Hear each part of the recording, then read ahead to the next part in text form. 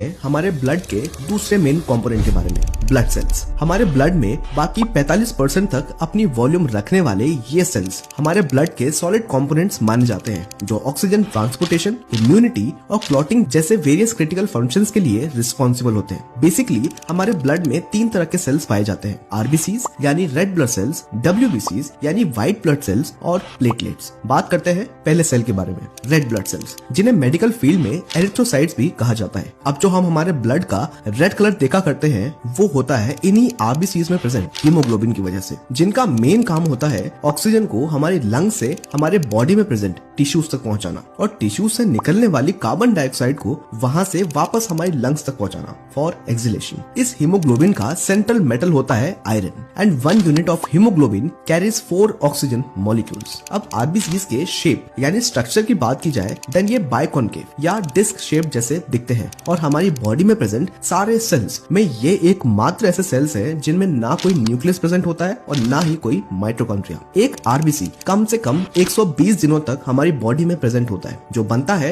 हमारी बॉडी में present bone marrow में through a process called erythropoiesis. 120 दिन पूरे होने के बाद ये आरबीसीज हमारी बॉडी की लेफ्ट किडनी के पीछे प्रेजेंट स्प्लीन और लिवर में जाके डिस्ट्रॉय हो जाते हैं। Now in the comment section tell us which of the following statements about RBCs is incorrect. और अगर आप इन कंपोनेंट के बारे में, ब्लड सेल्स। हमारे ब्लड में बाकी 45% तक अपनी वॉल्यूम रखने वाले ये सेल्स हमारे ब्लड के सॉलिड कंपोनेंट्स माने जाते हैं, जो ऑक्सीजन ट्रांसपोर्टेशन, इम्यूनिटी और क्लॉटिंग जैसे वेरियस क्रिटिकल फंक्शंस के लिए रिस्पॉन्सिबल होते हैं। बेसिकली हमारे ब्लड में 3 तरह के सेल्स पाए जाते हैं, आरबीसीज यानी रेड ब्लड सेल्स, डब्ल्यूबीसीज यानी व्हाइट ब्लड सेल्स और प्लेटलेट्स। बात करते हैं पहले सेल के बारे में, रेड ब्लड सेल्स, जिन्हें मेडिकल फील्ड में एरिथ्रोसाइट्स भी कहा जाता है। अब जो हम हमारे ब्लड का रेड कलर देखा करते हैं वो होता है इन्हीं आरबीसीज में प्रेजेंट हीमोग्लोबिन की वजह से, जिनका मेन काम होता है ऑक्सीजन को हमारी लंग से हमारे बॉडी में प्रेजेंट टिश्यूज तक पहुंचाना और टिश्यूज से निकलने वाली कार्बन डाइऑक्साइड को वहां से वापस हमारी लंग्स तक पहुंचाना फॉर एक्सहेलेशन। इस हीमोग्लोबिन का सेंट्रल मेटल होता है iron and 1 unit of haemoglobin carries 4 oxygen molecules. अब आरबीसीज के शेप यानी स्ट्रक्चर की बात की जाए देन ये बाइकॉनकेव या डिस्क शेप जैसे दिखते हैं और हमारी बॉडी में प्रेजेंट सारे सेल्स में ये एकमात्र ऐसे सेल्स हैं जिनमें ना कोई न्यूक्लियस प्रेजेंट होता है और ना ही कोई माइटोकॉन्ड्रिया। एक आरबीसी कम से कम 120 दिनों तक हमारी बॉडी में प्रेजेंट होता है, जो बनता है हमारी बॉडी में प्रेजेंट बोन मैरो में through a process called erythropoiesis. 120 दिन पूरे होने के बाद ये आरबीसीज हमारी बॉडी की लेफ्ट किडनी के पीछे प्रेजेंट स्प्लीन